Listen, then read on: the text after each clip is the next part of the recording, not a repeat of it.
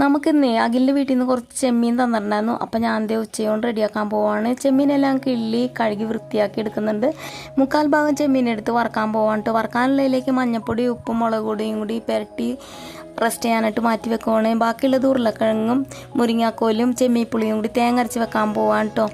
അപ്പോൾ ചെമ്മീനിലേക്ക് കഷ്ണങ്ങളെല്ലാം ഇട്ട് പാകത്തിന് ഉപ്പും മഞ്ഞപ്പൊടിയും മുളക് പൊടിയും ആവശ്യത്തിനുള്ള വെള്ളവും കൂടി ചേർത്ത് വേവിക്കാൻ വെക്കുന്നുണ്ട് കേട്ടോ. പകുതി വെന്ത് വന്നപ്പോഴേക്കും കഴുകി വൃത്തിയാക്കി വെച്ചിരിക്കുന്ന ചെമ്മീപ്പുളിയും കൂടി ഇട്ട് ഒന്നും കൂടി വേവിച്ചെടുക്കുന്നുണ്ട്. പിന്നെ അതിലേക്ക് അരച്ച് വെച്ചിരിക്കുന്ന അരപ്പും കൂടി ചേർത്ത് കറി റെഡി ആയിട്ടുണ്ട്. അപ്പോൾ ഒന്ന് താളിക്കാൻ പോവുകയാണ്. കറിവേപ്പില വറച്ചു. പിന്നെ ദേ ചുണ്ടങ്ങ ഉണ്ടായി നിൽപ്പുണ്ട് നമ്മുടെ വീട്ടിൽ. അതെങ്ങനെയാണ് കറി വെക്കുന്നത് എന്നുള്ളതൊന്ന് അറിയാവുന്നവർ കമൻറ്റ് ചെയ്യണേ.